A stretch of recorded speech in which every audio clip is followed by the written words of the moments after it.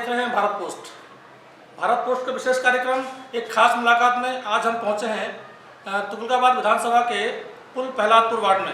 पुल Prahladpur ward 94S, जहां पर निगम पार्षदा हैं संजू रानी, जो मेरे बिल्कुल बाईं तरफ बैठी हुई हैं संजू रानी जी, और मेरे दाईं तरफ राजपाल पोसवाल जी हैं, जो पूर्व निगम पार्षद और इस वार्ड के संयोजक भी हैं।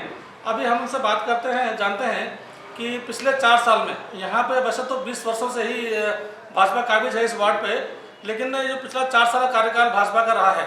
इस वार्ड में इन्होंने कितने काम किए हैं इसकी जानकारी हम लेंगे। पहले तो हम बात करते हैं पूर्व निगम पार्षद राजपाल पोसवाल जी से, वो बताएंगे हमें कि यहाँ पे क्या क्या काम हुए हैं। राजपाल जी, भारत पोस्ट में आपका स्वागत है। धन्यवाद। राजपाल जी, मैं आपसे जानना चाह रहा हूँ कि यहाँ पर इस वार्ड पुल प्रहलादपुर में पिछले 4 वर्षों में निगम ने क्या क्या काम किया? इस पुल प्रहलादपुर की जो निगम की कार्यशैली है, उसने चाहे स्कूल की बात ले ले पहले तो हमारे पहले स्कूल की जो हालत थी वो भली बात आप पूरे वार्ड जानता है। हमारे जितने भी स्कूल हैं, हमारे वार्ड में 4 स्कूल हैं, चारों में इमारत बन के तैयार हो रही है। 2 काम और चल रहे हैं जो कंटिन्यू हमारे वार्ड में चल रहे हैं।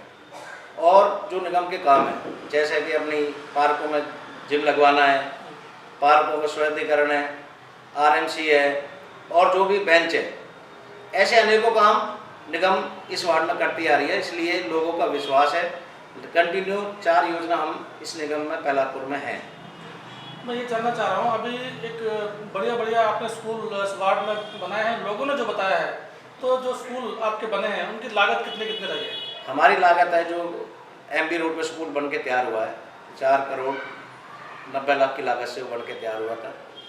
ऐसा स्कूल शायद दिल्ली में नहीं हो, क्योंकि यहाँ का जो वार्ड, क्योंकि जो संजू रानी जो निगम पार्षद बनी, उसके बाद संजू रानी जो उसमें विकास के काम किए, वो एक सराहनीय है वास्तव में कि संजू रात दिन काम करती है। ऐसे हमारे लोकप्रिय सांसद हैं, वो भी समय समय पर हमारा इस वार्ड का जायजा लेके और सफाई स्वच्छता को ध्यान में रखते हुए हमारे बीच में रहते हैं। सर, मैं कल भी इस वार्ड में घूम रहा था, तो आम आदमी पार्टी के कुछ लोग मिले, उन्होंने ये कहा है कि यहाँ पर गाड़ियों की बड़ी समस्या है, कूड़े उठाने वाली गाड़ी समय पर नहीं आती है, उनमें हूटर नहीं होता है और गंदगी का यहाँ पर ढेर लगा रहता है। इसके बारे में क्या कहेंगे? देखो, हमारे वार्ड की समस्या जो ही आम आदमी, क्यों आम आदमी खुद तक काम कर नहीं पाती, कोई भी वो खाली झूठ के पुलंदे बांध के होर्डिंग लगाने से काम नहीं होता। हमारे वार्ड में 12 गाड़ी हैं, वो समय समय पर कूड़ा उठाने का काम करती हैं। अगर कोई कंप्लेंट आती है, हमारा कंप्लेंट बॉक्स भी लगा हुआ है, और हम कंटिन्यू 9 से 11 अपने ऑफिस बैठते हैं, संजू रानी बैठती है, ताकि हम समय पर किसी का फ़ोन आए तो उस कंप्लेंट को ऑन द स्पॉट सफाई करा के उनको निजात दिलाते हैं। और ये भी लोगों का कहना है सर कि भाजपा वालों ने बिजली दे दी, वो कहते हैं हरियाणा दिया है। तो मैंने उनसे बात की, बिजली तो सरकार दिल्ली सरकार की है, तो उसके बारे में वो कहते हैं नहीं ये तो आपने किया है। ऐसे लोग हैं, क्योंकि हम बार बार इसको जो आप कुंदन जी बता रहे हो BP न्यूज़ से, वो उनके माध्यम से हम पब्लिक तक ये बात पहुंचाना चाहते हैं कि हमें कोर्ट केस डालने जा रहे हैं इसमें, क्योंकि जो बिजली पानी का समस्या है वो हमारी दिल्ली में ज़्यादा है और हरियाणा में ज़्यादा दे रहे हैं। इनकी वोट बैंक की राजनीति है, उसमें क्या करते हैं, ये हरियाणा से वोट ला के दिल्ली में डलवाते हैं। हम जब लॉकडाउन चल रहा था, मतलब आप ये कहना चाह रहे हैं कि जहाँ पे बिजली पानी दे रहे हैं वो उनके वोट बैंक है? हाँ, वो उनके वोट बैंक है, और वो इकट्ठा करके उसमें जो उनकी एक रेखा नाम की एक व्यक्ति है, लेडीज है, वो वहाँ आके बैठती है और लोगों को गुमराह करके जो जल बोर्ड के पाइप डलवा रखे हैं वहाँ अपने लोगों से पूछते हैं, कहते हैं पानी हम खुद ले रहे हैं, और लेकिन वो जल बोर्ड के पाइप उन्होंने डलवाए हैं। उसके भी हम अपने कोर्ट के माध्यम से इनके पास जाएंगे, के पास जाएंगे और जल बोर्ड को वहीं बुला के इनको जो इनकी घपलेबाजी चल रही है, जो रेखा वहाँ से पैसा ले रही है, सहीराम पहलवान वहाँ से पैसा ले रहा है, और जो ये आपकी सरकार है ये एकदम झूठी सरकार है, ये कोई काम नहीं कर पा रही। सर, ये बताइए, इस समय 28 फरवरी को दिल्ली में उपचुनाव होने हैं, बाई इलेक्शन है 5 वार्ड में। तो इस 5 वार्ड में जो इलेक्शन है इसको आप किस नज़र से देखते हैं कि यहाँ पे 5 में टक्कर काटे की होने वाली है? 5 जो सीट है, चाहे तुगलकपुरी की हो, कल्याणपुरी की हो, शालीमार बाग की है, चौहान बांगर की है, ऐसे करके 5 जो सीटें हैं यहाँ पर टक्कर काटे की होनी है। और आम आदमी पार्टी ये कहती है कि यहाँ पर तो हमारा ही वर्चस्व रहेगा। इसमें आप क्या कहते हैं?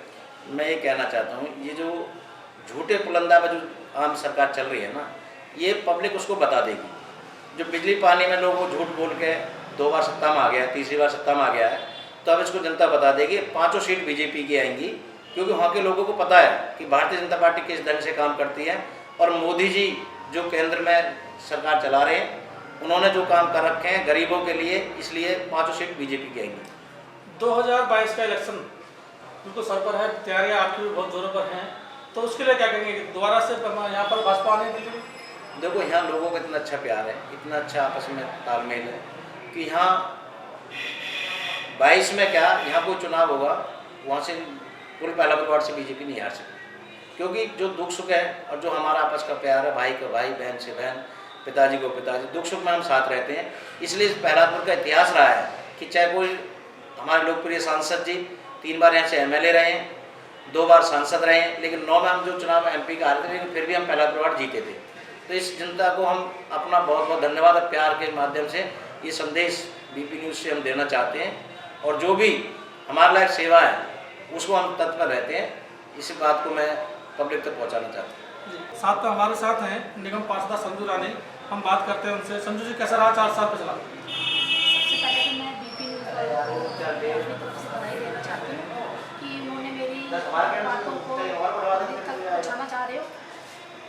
मैंने 4 साल में जो काम मुझे करने थे उससे भी बढ़कर मैंने काम किए हैं। जो भी हमारे घोषणा पत्र में काम थे उससे वो तो किए कि उसके अलावा हमने बहुत काम किए, जैसे कि मित्तल चौक पे RMC डलवानी, पहलापुर में RMC डलवानी, जो कच्ची सड़कें थी उनको पक्की करवाई, और जाल लगवाए, नालियाँ बनवाई, खरंजे बनवाए, हमने पार्कों का इतना अच्छा सौंदर्यीकरण करवाया, गजीबो लगवाया, बेंच लगवाए, और जैसे कि झूले हैं, जिम है, ओपन जिम है। 3 नंबर चुंगी पे हमने माननीय सांसद जी हमारे रमेश जी जी की प्रेरणा, उनके नेतृत्व में हमने झूले, गजीबो ये सब लगवाए। और मैं हफ्ते में 3 विजिट करती हूँ, जिसमें हमारे ओसवाल जी और बड़े भाई बिदूरी जी भी साथ रहते हैं हमारे, और कभी कभी हमें सांसद जी भी हमारे विजिट हमारे साथ रहते हैं। और मैं जितनी भी हमारी वो होती कमियां होती है, हम ऑन द फ़ोन पे हम उनको कमियों को पूरा कर देते हैं। जनता की जितनी भी हमारी फ़ोन आते हैं, कॉल आता है, जितना भी हम उनको फ़ोन पे ही हम भेज के करवा देते हैं। हमारे 11-12 टिप्पर चल रहे हैं, 12 टिप्पर चल रहे हैं हमारे वार्ड में। तो घर घर जाकर हम वो सारन बजाते हैं, लोग वहाँ आके उस टिप्पर में कूड़ा डालते हैं, गीला कूड़ा अलग डालते हैं, सूखा कूड़ा अलग डालते हैं। मुझसे मैं ये जानना चाह रहा हूँ, पिछले 4 वर्षों में स्वच्छता अभियान के लिए आपने कितनी बार अभियान चलाया है? हमने हफ्ते में 2 बार हमने अभियान चलाया। किस तरह से करते हैं उस अभियान को, कैसे चलाते हैं? सफाई अभियान में हम हमारे जितने भी RW के अध्यक्ष वगैरह, RW के लोग हैं, वार्ड के लोग हैं, उनको सबको बुला के, और हमारे माननीय सांसद जी भी हमारे बीच में आते हैं, विक्रम जी भी आते हैं, और मेरे अंकल हैं पोसवाल जी, वो तो हमारे साथ में रहते ही हैं, और उनके साथ मिलकर हम स्वच्छता अभियान करते हैं। अच्छा, ये बताइए, पेंशन भी आपने बनवाई है कुछ लोगों की? पेंशन हमने पहले बनवाई थी, बट अब ये 13,000 करोड़ रुपए हमारे केजरीवाल जी ने रोक रखे हैं, तो उसका ही कारण जो विधवा पेंशन है वो हमारी रोक दी गई है। जब हमारे पास पैसा ही नहीं होगा, MCD के पास पैसा ही नहीं होगा, तो वो कहाँ से विधवा पेंशन देंगे?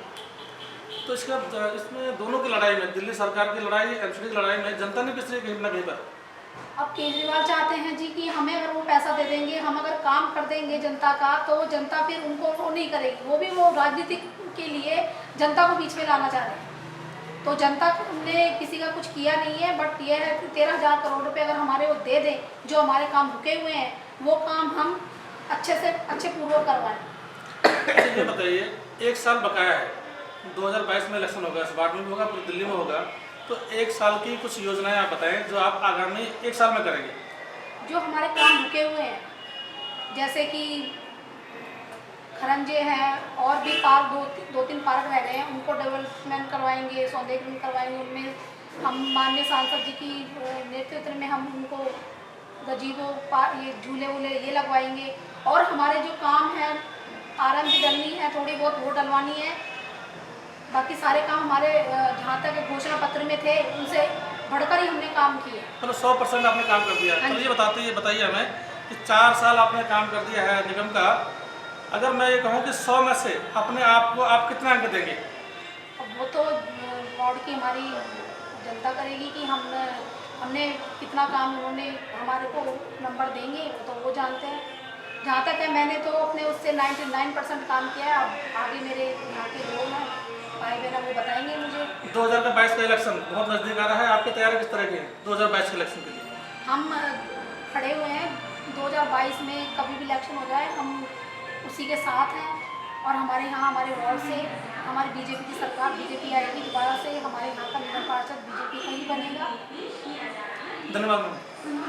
धन्यवाद करता हूँ मैं राजपाल पोसवाल जी का भी और संजीव बटन का भी धन्यवाद करता हूँ। आपने हमें समय दिया। इन शब्दों के साथ हम उनसे शुभकामनाएं देते हैं भविष्य के लिए कि अगला इलेक्शन आपके लिए बहुत बढ़िया रहेगा।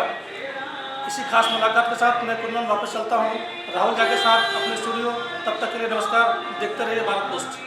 सब्सक्राइब करें भारत पोस्ट न्यूज़ 7 को और प्रेस करें बेल आइकन ताकि मिलती रहे हर अपडेट।